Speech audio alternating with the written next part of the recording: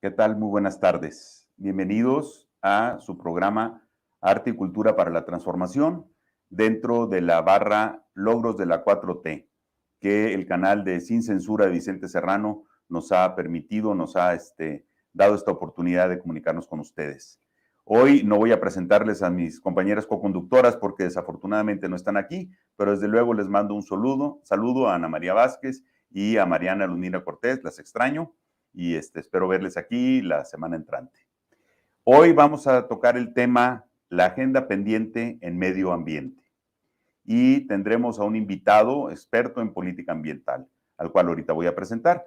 Digamos que la presentación del tema es la agenda ambiental mexicana debe renovarse, refrescarse y acercarse a la gente bajo una perspectiva social de la sustentabilidad del desarrollo con enfoque de género, cuidando la casa común y priorizando los cuidados en su sentido más amplio, de una manera clara, abierta y contundente. Esta tarea es urgente y debe ser prioridad del Estado. Me acompaña el día de hoy Pedro Álvarez y Casa. Él es experto en política ambiental, tiene una serie de cargos, trabajó durante 15 años en la Conavio, entre otras cosas. Pero no quisiera ahondar por ahí para presentárselos. Bienvenido, Pedro. Muchas gracias, muchas gracias. Gracias por acompañarnos. Gracias, Hernán, por invitarme Este es tu canal, nombre. A este canal y a este programa tan importante en estos momentos. Muchas gracias. Pedro es experto en política ambiental y en gestión ambiental del desarrollo desde la construcción territorial de la gobernanza. Actualmente es presidente del Consejo Rector del Bosque de Chapultepec. Es doctor en Sociología y Jurisprudencia por la Universidad Pública de Navarra, España. Durante 14 años fue directivo en la Comisión Nacional para el Conocimiento y Uso de la Biodiversidad, CONABIO. Bienvenido. Pedro, platícanos, ¿existe una agenda ambiental en México? Ha existido una agenda ambiental en México y mi planteamiento principal es que si bien ha habido logros importantes, y ahorita voy a detallarlos, en materia ambiental, me parece que es una agenda que nos queda de ver todavía. Y tengo que ser muy franco con eso. Es una agenda que nos queda de ver porque los problemas son mayores de nuestra capacidad de respuesta ante ellos.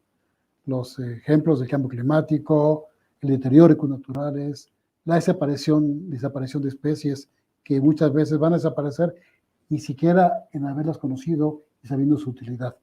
Entonces, yo sé que es una agenda muy compleja porque la desigualdad social, la desigualdad económica en nuestro país, a quien más afecta, y esa es la paradoja de esta historia, a los dueños de esta riqueza natural de nuestro país.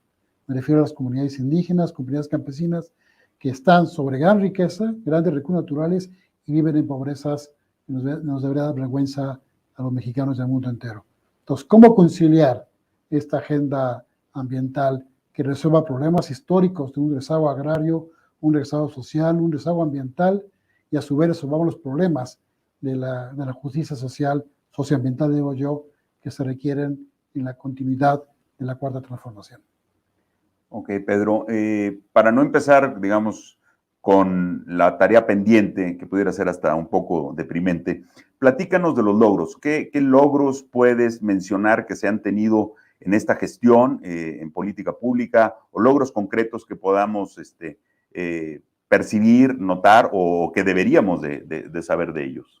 Sí, quizá el primero más importante, y eso creo que se lo debemos al presidente de México, Andrés Manuel López Obrador, es poner las cosas en su lugar.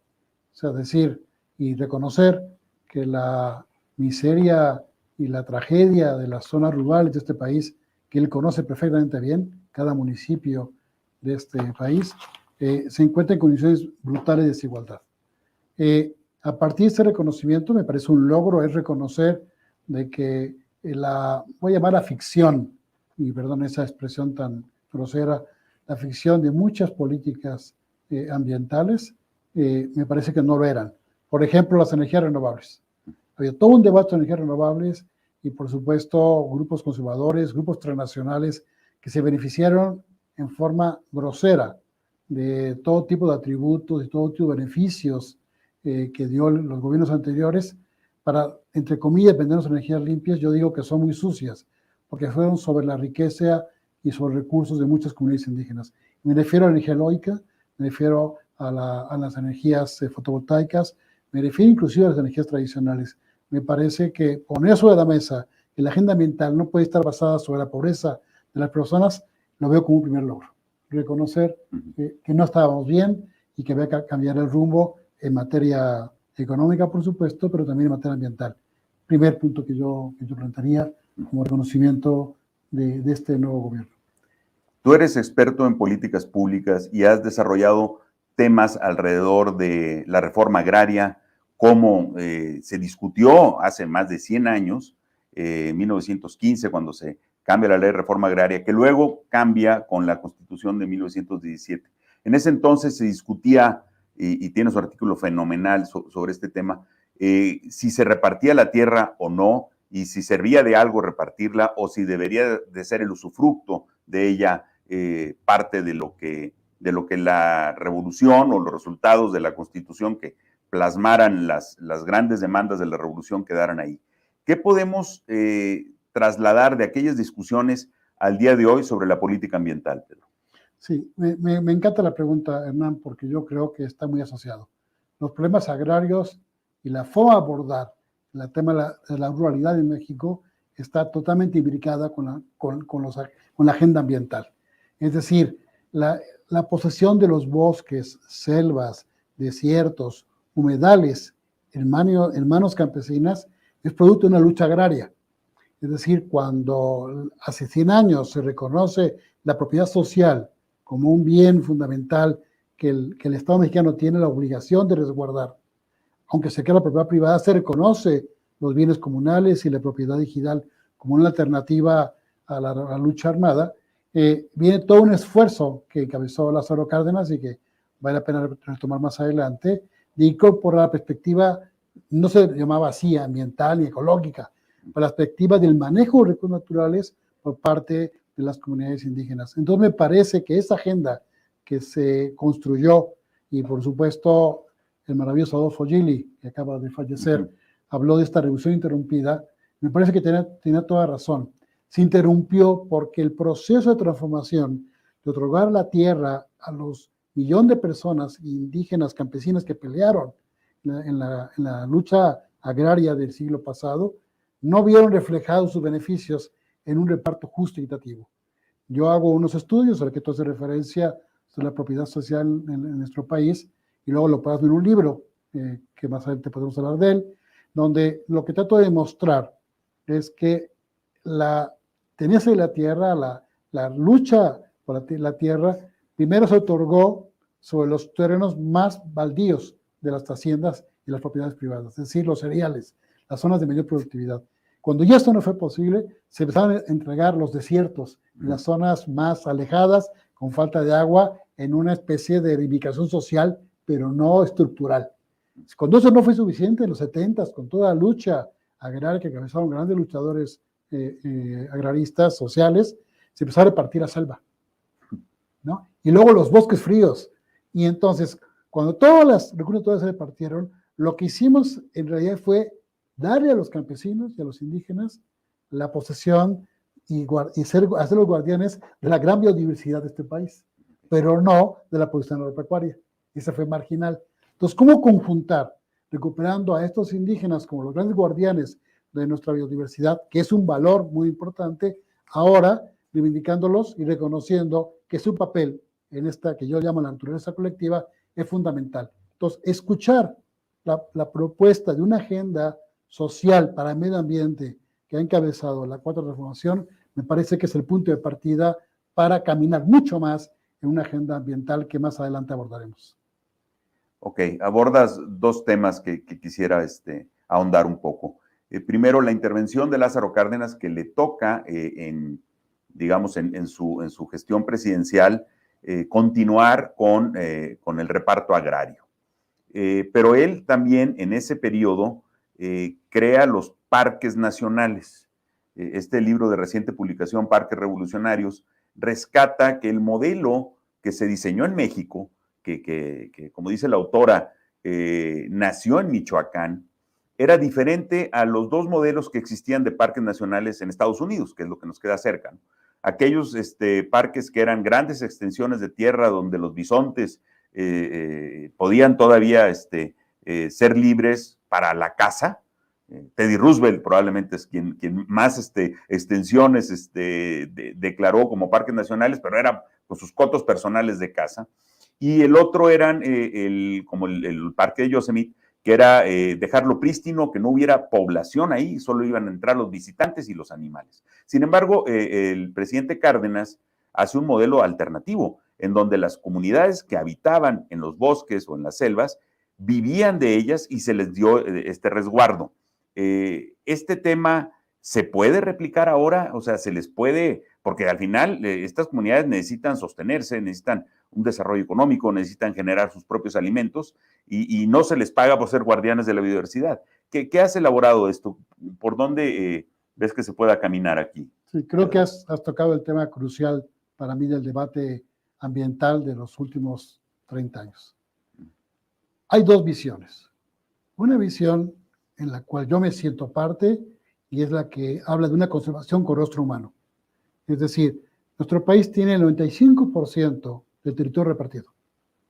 Propiedad social y propiedad privada y concesiones pesqueras, pero básicamente el 5% de nuestra propiedad como Estado está repartida.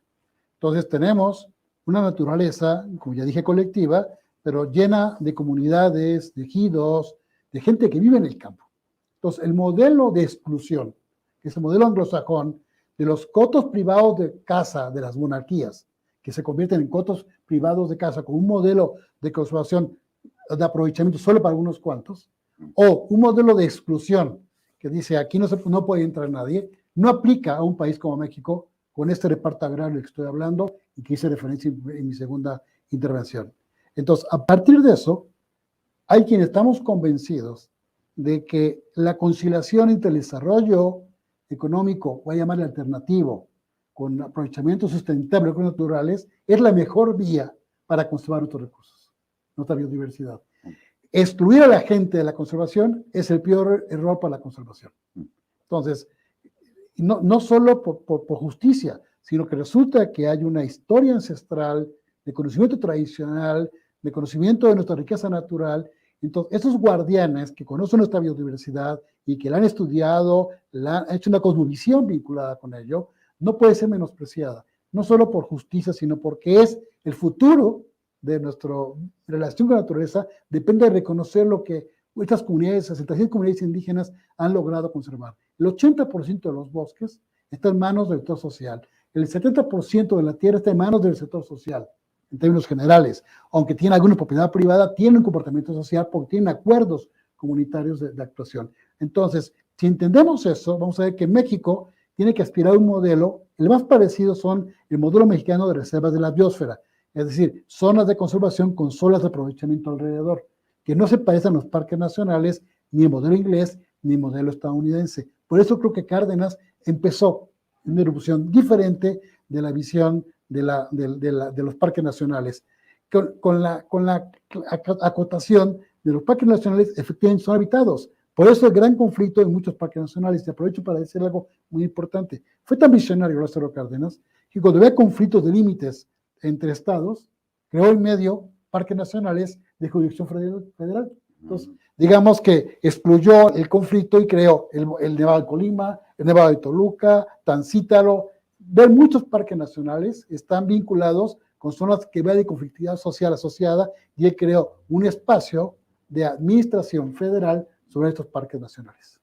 El Parque de la Malinche también, ¿no? Entre Sí, Tlaxcala y Puebla. Es un buen ejemplo. Uno de los casos que ¿no? incluso aparece en el libro. Exactamente. Wow, qué interesante, Pedro. Pero entonces, ¿qué hacemos? Porque si les damos la responsabilidad de facto, ¿cómo compensamos por ese trabajo? ¿Cómo hacemos que sea su misión en la vida, conservar la biodiversidad, conservar estas especies, conservar los acuíferos, realmente les retribuya para que puedan vivir de una manera digna? Sí. Y no tengan que irse por los recursos, pues para sobrevivir? Sí. Para mí eso da pie a lo que yo llamo la agenda pendiente, los nuevos temas de la agenda ambiental. Por ejemplo, yo he pugnado por crear unas reformas a la ley ambiental y crear una ley general de biodiversidad que conjugue la ley general de vida silvestre, que reconoce los esfuerzos comunitarios de conservación de la vida silvestre, de las aves, de los mamíferos, que no tienen fronteras, Ellos se mueven en Estados Unidos y México entre un estado y otro, entre una parte alta y una parte baja, y cómo reconocer esos esfuerzos de conservación, y no que llega un cazador estadounidense, pagaba 20 pesos, cargaba, pedía a la gente que le iba a cargar, mataba el borrego cimarrón y se llevaba nomás la ornamenta y dejaba 3 pesos en la comunidad.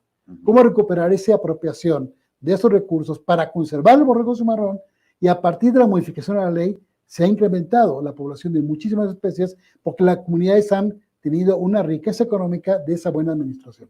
Entonces, una ley que llama la Ley General de Biodiversidad, que reforme e incluya nuevas categorías de manejo, que incluya esta perspectiva social, es decir, la apropiación de las comunidades de su territorio para poner mejores ingresos económicos, mejores recursos, mejor administración, y no excluirlos, puede ser una mejor manera de mejorar la economía y conservar recursos naturales.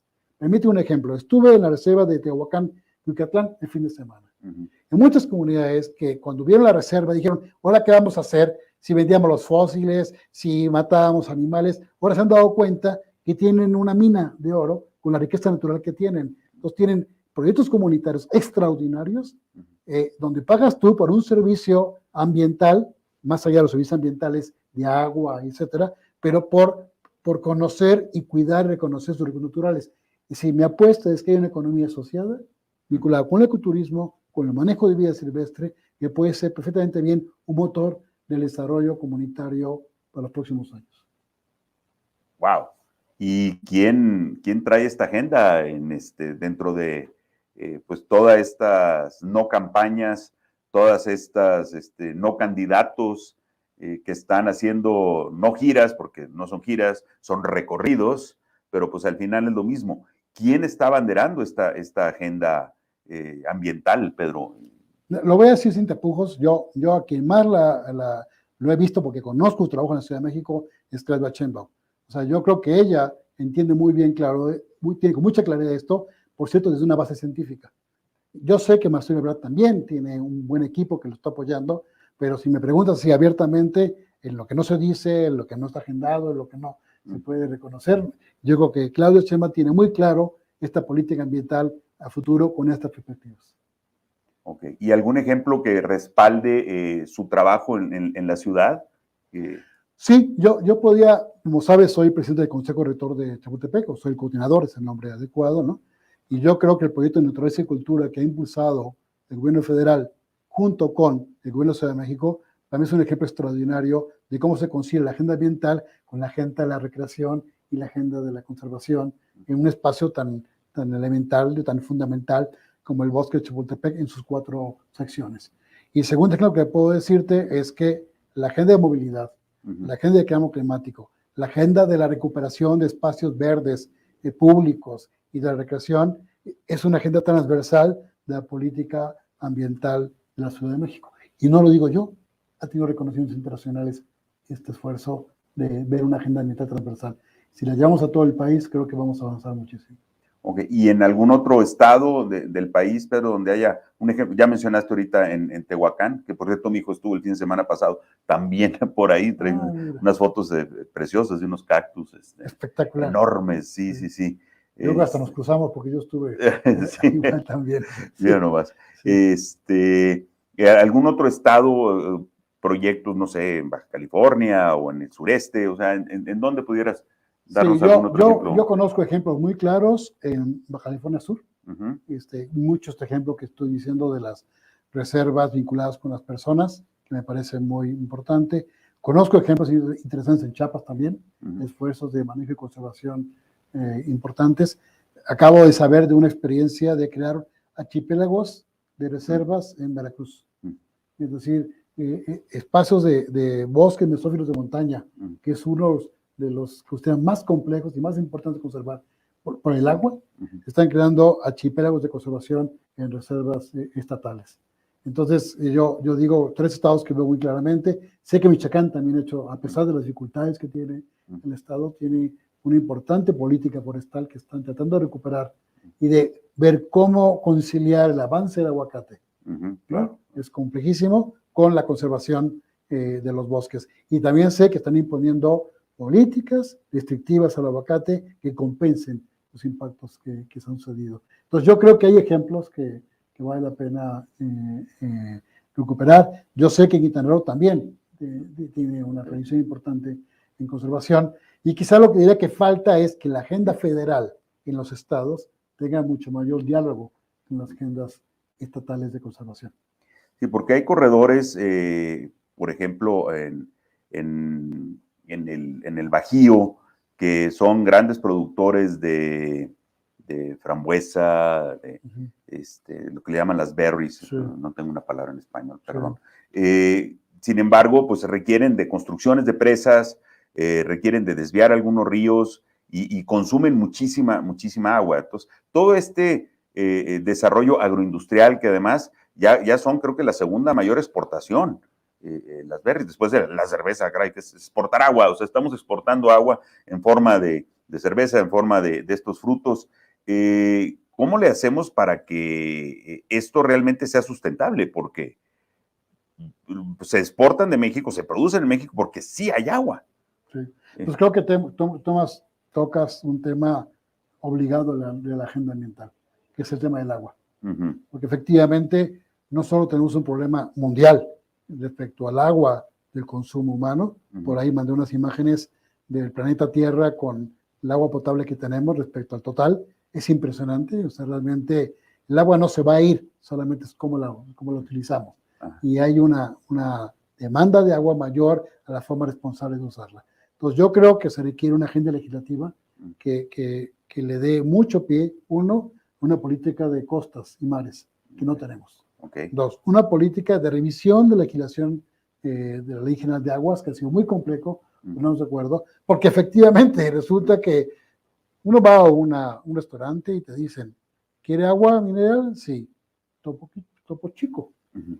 Y ese viene de Monterrey. Digo, ahí no tienen agua y nos mandan el agua embotellada a nosotros, ¿no? O sea, ¿cómo diablos hacemos para que la huella ecológica desde un agua que viene desde el norte con todo lo que implica y que allá le falte el agua nos llegue aquí a los chilangos? O sea, busquemos otra forma de tomar agua aquí en la ciudad.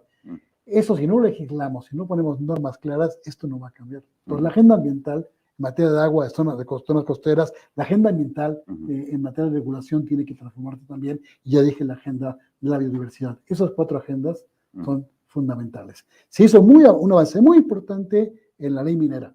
Estamos ahorita en la controversia, pero parece que los grandes avances que hicieron en la ley minera, por ejemplo, respetando y conservando las áreas protegidas, me parece un avance fundamental, y el derecho libre y informado de las comunidades respecto a las explotaciones mineras es un gran cambio que se había logrado en esta última legislación, y creo que vamos a tener que seguir sobre ella. Entonces, la agenda legislativa sería un tema fundamental. 2, la agenda de la cooperación, voy a decir, bilateral entre la Federación y los estados. Tenemos que crear mejores mecanismos de coordinación estatal y federal, y por supuesto la agenda comunitaria, la agenda de la gente que está en las comunidades y está protegiendo recursos naturales y que no reciben beneficios por ello. Claro. Y creo que es una agenda que hay que revisar. Sí, me tocaste una fibra sensible con la Topo Chico, porque crecí con esa, ¿no? Pero quisiera pasar a los comentarios del público. No sé si la producción nos puede ayudar para mostrarlas. Ok, saludos a Vicente. Saludos a Vicente también. Buena entrevista, gracias. Ándale. Arándanos, frambuesas, zarzamoras, fresas, muchas gracias. Sí, perdone. Le mandan saludos desde Mérida, muchas gracias, saludos para allá.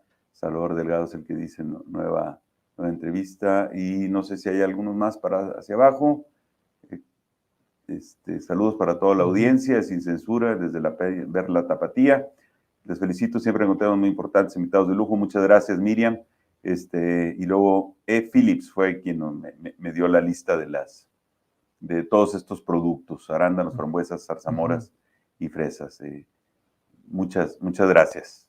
Ok, perfecto. Sigamos entonces. Viendo hacia adelante, hay que hacer una agenda legislativa. Vemos que los candidatos algunos candidatos los están avanzando. ¿Qué hay desde las cámaras? O sea, hay un acuerdo, hay algunos estados o representantes de algunos estados, diputados o senadores que traigan esto, a lo mejor por su misma geografía de donde vienen, o son más bien, están los intereses alrededor de las industrias prevaleciendo? ¿Cómo ves que se mueva? Porque pues no es lo que quiera un candidato, ¿no? Al final hay una colección, nuestra representación camaral, nuestra representación legislativa, pues trae la agenda de las comunidades, de la agenda de las localidades, y deberíamos de alguna manera entenderlo. ¿Cómo nos podrías ayudar a hacer una disección de cuáles son los principales grupos que están impulsando o deteniendo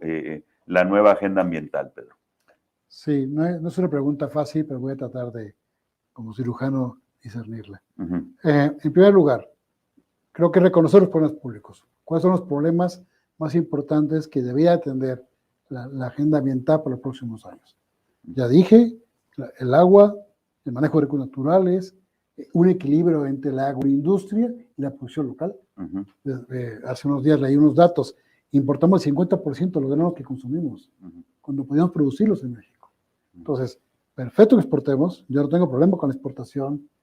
Siempre sea con respeto al medio ambiente y por supuesto, a los trabajadores y trabajadoras que están en esta agroindustria, que no sean sobreexplotados, no solo los acuíferos y las frutas, sino las personas que trabajan en ello. Creo que es una agenda que hay que revisar. En tercer lugar, me parece que no se trata de escoger, sino de diversificar. Es decir, una agenda agroindustrial exportadora creo que es importante, con estas regulaciones a las que yo estoy haciendo referencia, como el caso del aguacate, el caso de los berries, en el caso de la exportación de hortalizas también. Una segunda es la agenda regional, la agenda de los productos que se requieren en las regiones. Y no es lo mismo lo que se necesita y se produce en Chiapas de lo que pasa en el norte del país. Entonces yo creo que la agenda alimentaria tiene que revisarse.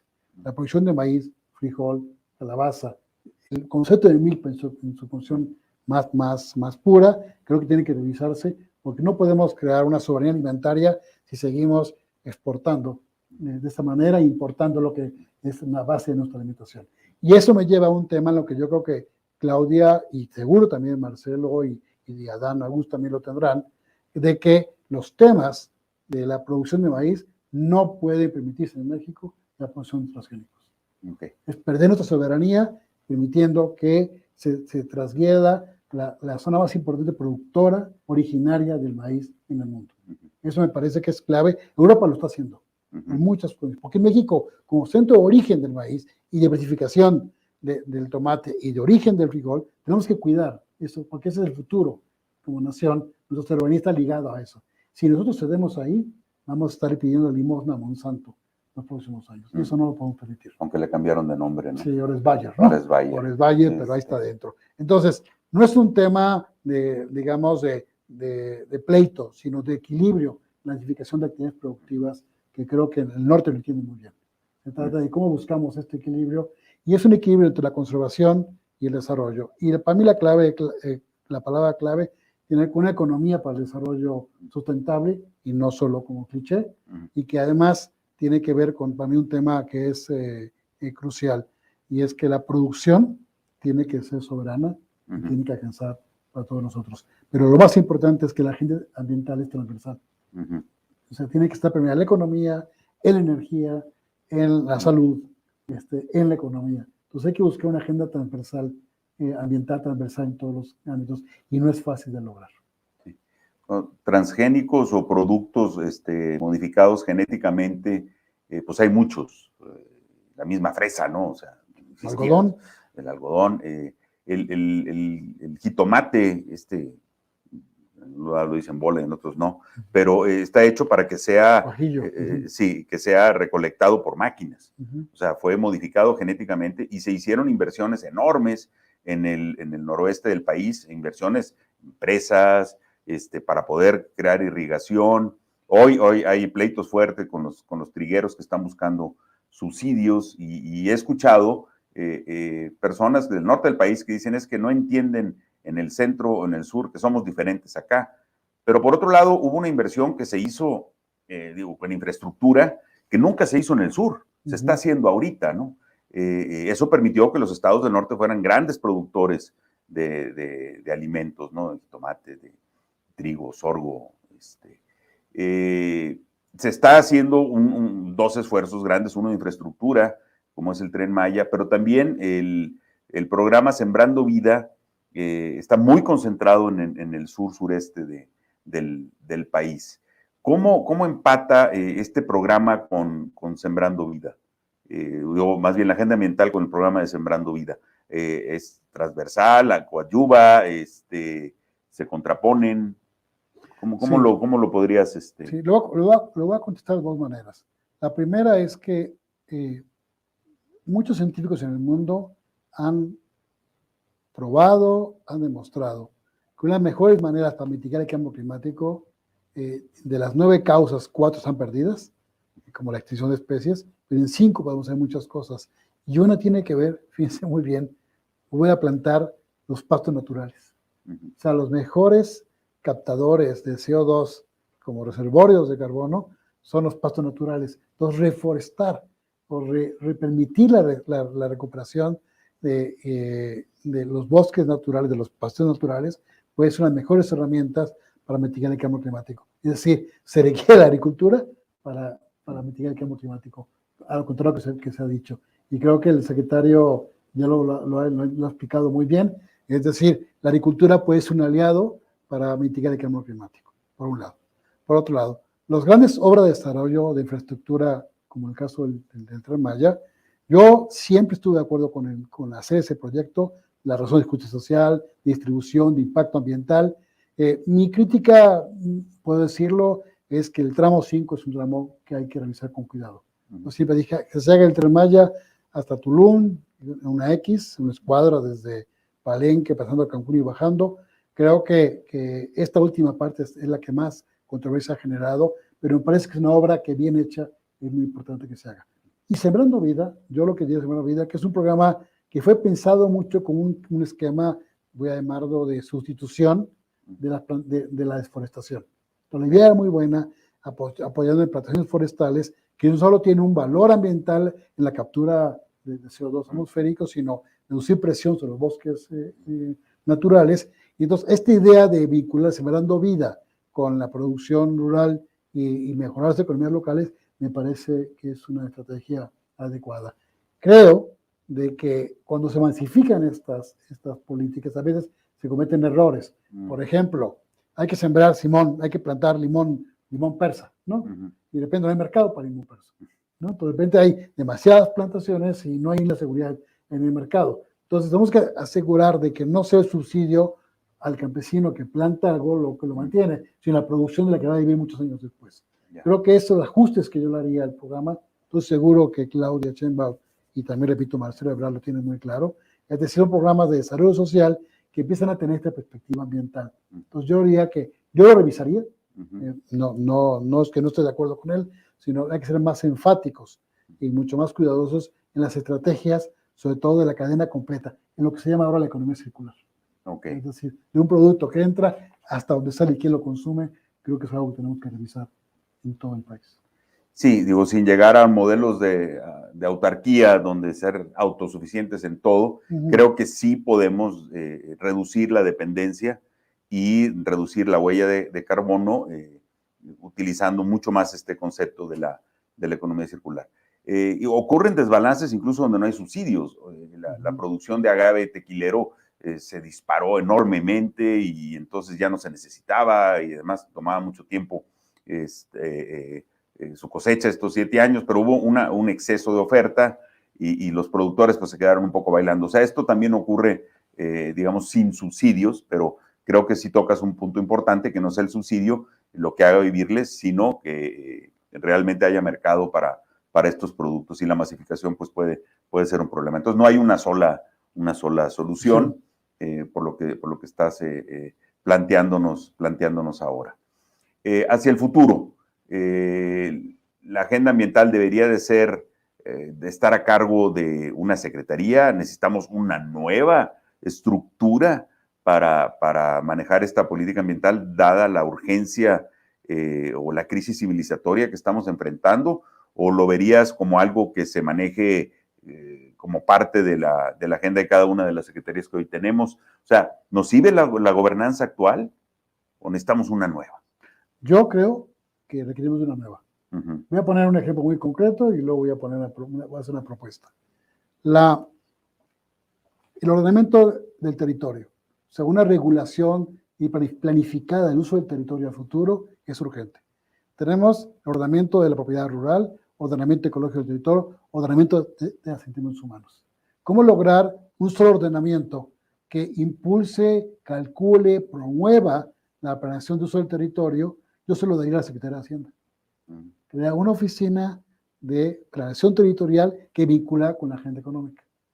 Y que eso tuviera un mecanismo de planeación hacia el futuro construido desde la planeación territorial por regiones, por estado, por regiones de prioridad, por zonas de riesgo, y creo que sería un primer paso, para no estar picoteando. Segunda cosa, yo creo que la agenda ambiental, como dije, es transversal. O sea, se mete en lo productivo, se mete en lo económico, se mete en el cambio climático, se mete en el transporte, en la movilidad. Entonces, yo sí creo que se requiere que las secretarías de Estado tengan una agenda ambiental transversal.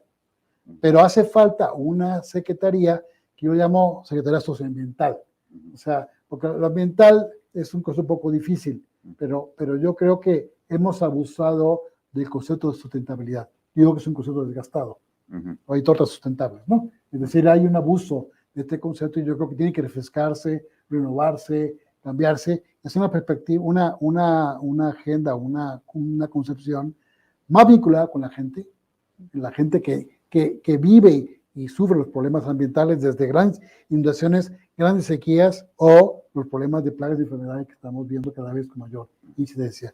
Entonces, yo sí crearía una secretaría, le llamo de la vida, ¿no? Que incluya todos estos aspectos con sus brazos articuladores hacia las otras secretarías de Estado. Ese sería un poco el tratamiento general que yo haría. Insisto, fortaleciendo mucho la agenda regional y la agenda estatal, creando mecanismos de coordinación mucho más claros y responsables entre lo que hace un Estado y le toca a la Federación.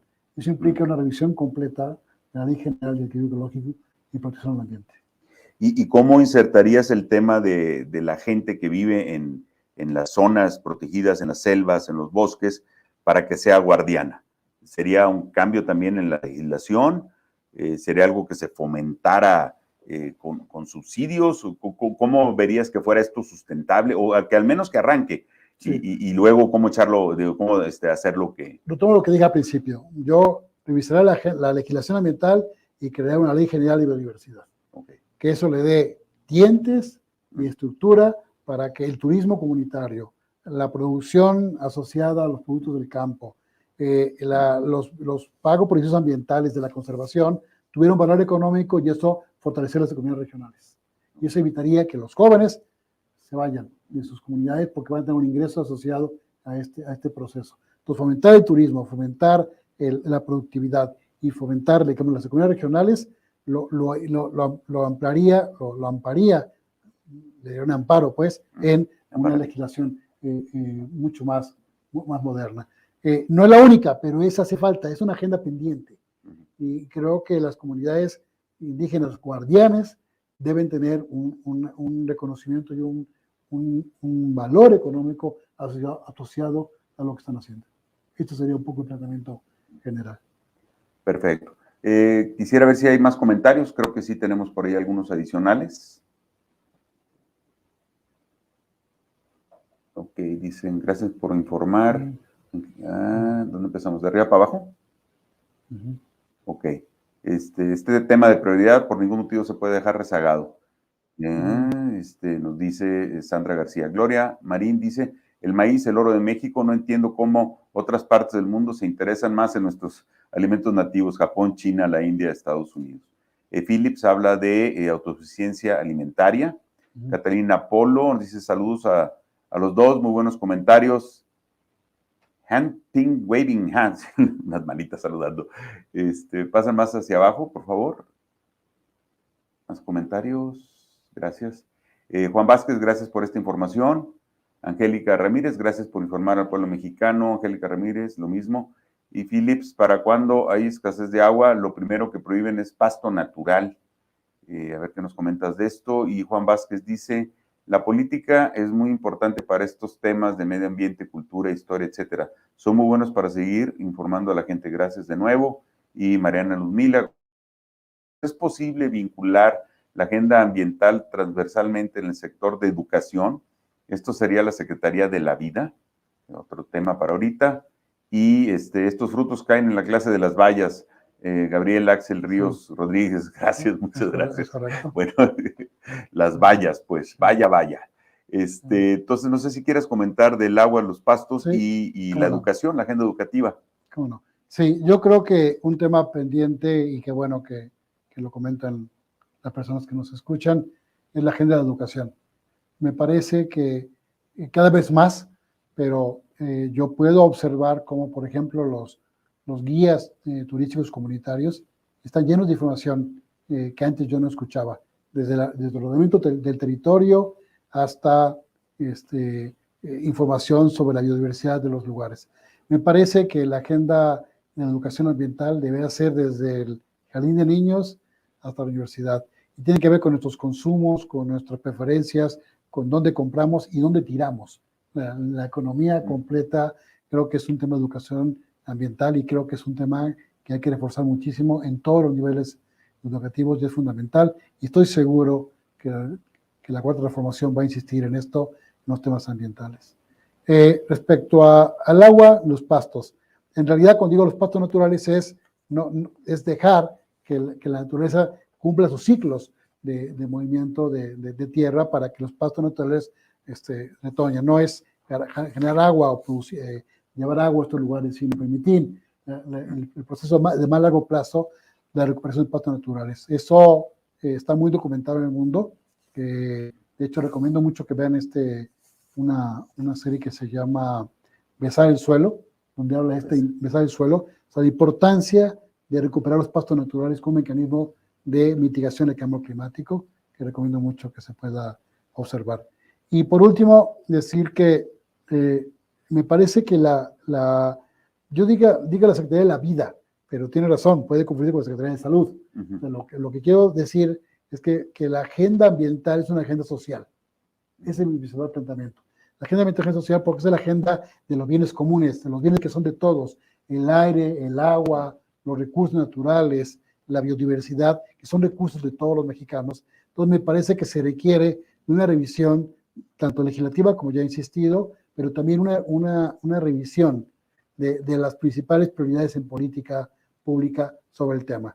Hay que insertar la agenda de la agroecología, por ejemplo, hay que profundizar en la agenda de la agroecología en la SADER.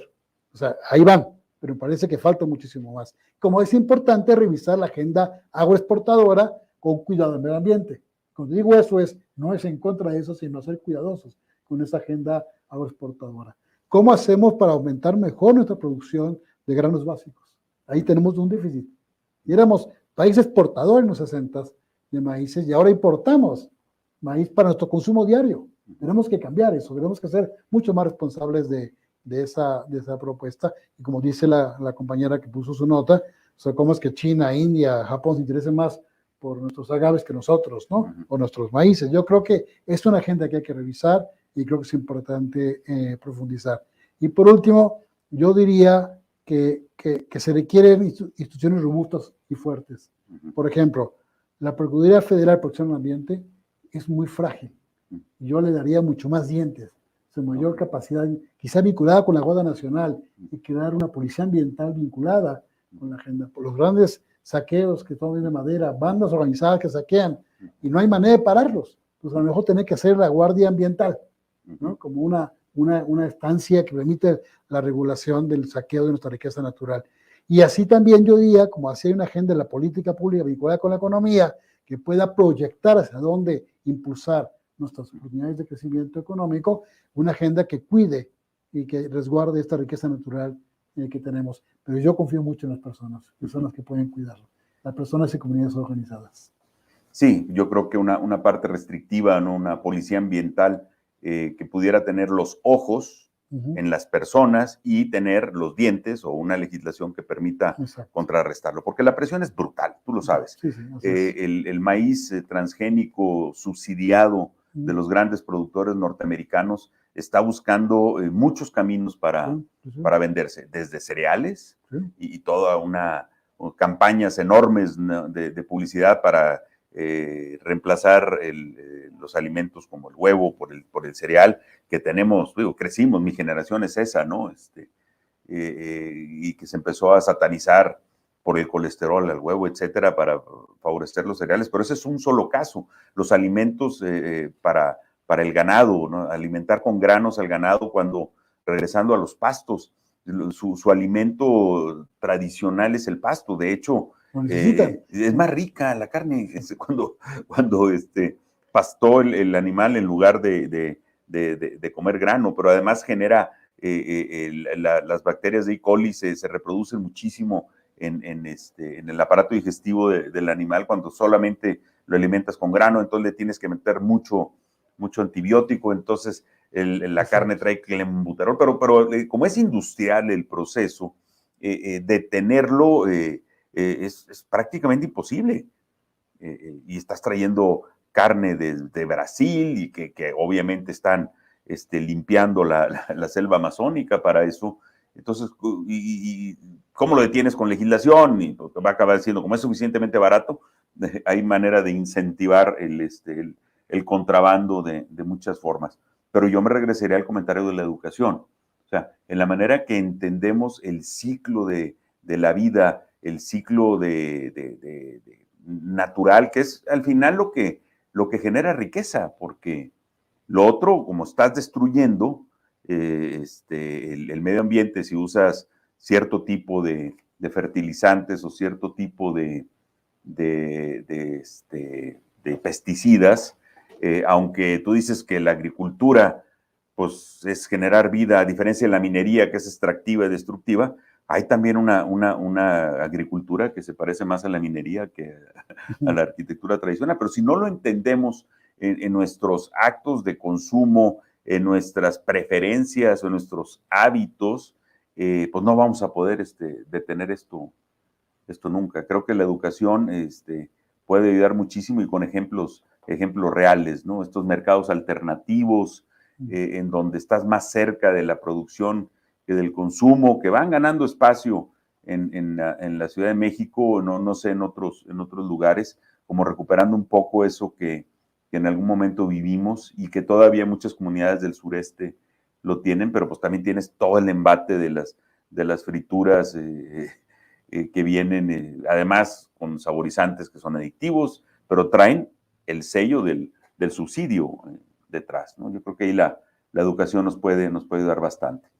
Bueno, viendo hacia el futuro, Pedro, ¿dónde nos veremos en los próximos 10, 15 años? ¿Cómo debería de estar México? ¿Cómo te lo imaginas? ¿Qué nos puedes poner hacia el futuro para encaminarnos hacia allá, ¿no? ¿Qué visión nos puedes dar? Sí. ¿Cómo te imaginas México? Me imagino 2030, en la construcción de un modelo 35. mexicano para el desarrollo perdurable.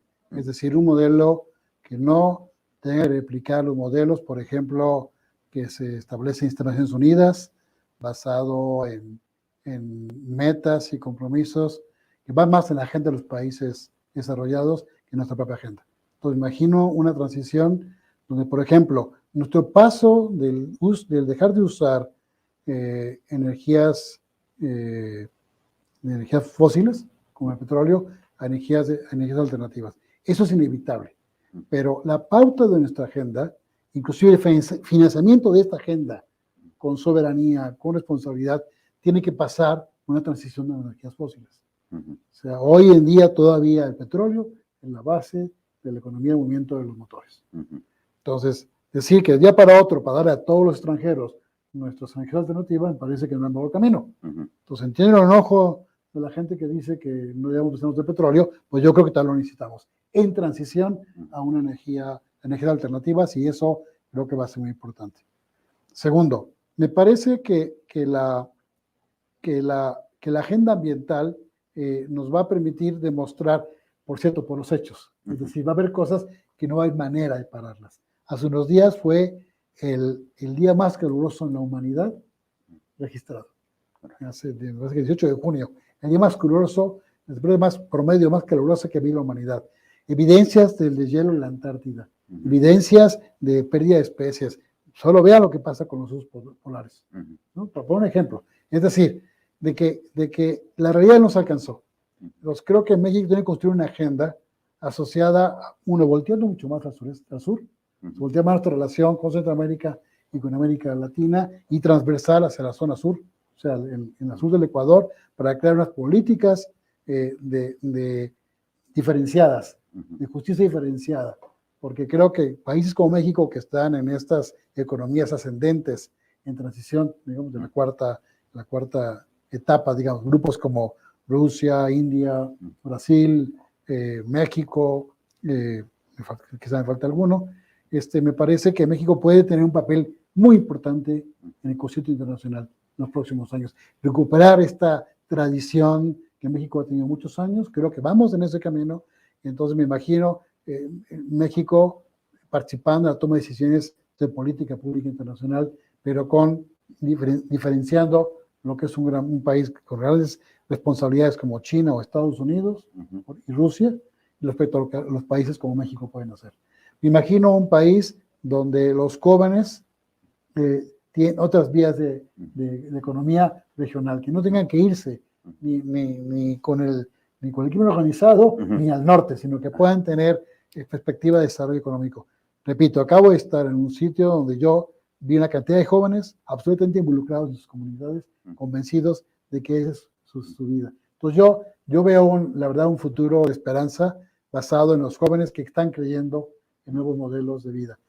Tú y yo somos una generación que fue forzada a comer esos cereales totalmente ajenos al consumo de Coca-Cola. Entonces, si tú y yo nos hemos podido refundar y decir comer más sano ahora porque queremos vivir, pues claro que nuestros hijos lo van a hacer.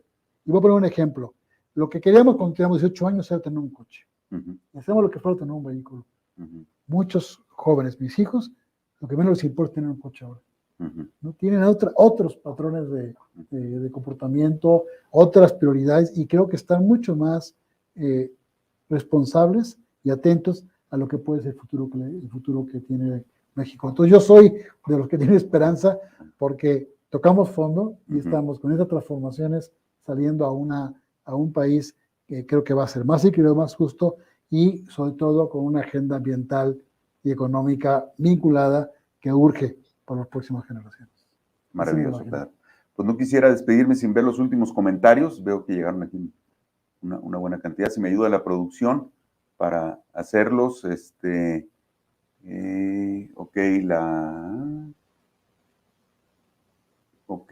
empezamos? La élite financiera BlackRock Monsanto quiere el monopolio del maíz a nivel mundial y todos los cultivos. No me queda la menor duda. La grasa de res es más saludable, el aceite vegetal tapa las venas a la larga. Es la soya transgénica que destruye las selvas en Brasil. ¿Por qué mienten? Luego, Sergio Estrada, soy agricultor y ustedes traen la agenda globalista, pura falsedad. Dice. Gracias por la nota, Vicente y equipo. Flor Chávez, saludos, ¿me pueden bajar un poquito más? Una agenda, al contrario, yo critiqué la agenda global. Sí. Yo dije justamente que lo que no puede hacer México es tomar la agenda global, y coincido con ese productor. Yo creo que México tiene que construir su propia agenda y no la que le imponga del exterior. Y si entendió lo contrario, lo aclaro. Justamente mi crítica es que nos quieran imponer desde el extranjero una agenda global para el medio ambiente. Yo creo que podemos construir nuestra propia agenda. De hecho, así le llamo yo, construir nuestra propia agenda en política ambiental. Saludos desde Montemorelos, también conozco por allá. Estamos en el fenómeno del Niño, el cambio de la corriente de Humboldt y de la corriente pacífica del Ecuador. El fenómeno del Niño en el Océano Pacífico influye en los cambios de temperatura en el mundo. Excelente información, muchas gracias, dice Luisa Choncoa. Y Lozano Herrera dice: ustedes que tienen la facilidad de informar, hagan viral la destrucción de selvas de Altamirano, Chiapas. Son toneladas de serrín de madera que están a las orillas de la carretera de Altamirano hacia Palenque. Ok, será bueno revisarlo. Sí, lo comentamos aquí. Pues bueno, yo creo que con esto ya estamos en la parte final. Quiero agradecerte muchísimo, Pedro, tu tiempo, tu energía, tus comentarios. Gracias por aceptar la invitación. Esperamos que no sea la última, que vuelvas conforme vaya avanzando la agenda ambiental. Y creo que también dejaste aquí temas como la lucha por detener el maíz transgénico, los mercados tradicionales, que son temas que valdría la pena que retomáramos hacia adelante. Muchísimas gracias a todo el mundo por escucharnos, por sus comentarios y nos vemos aquí la próxima semana. Muchas gracias a ustedes por la oportunidad. Gracias, Pedro. Gracias.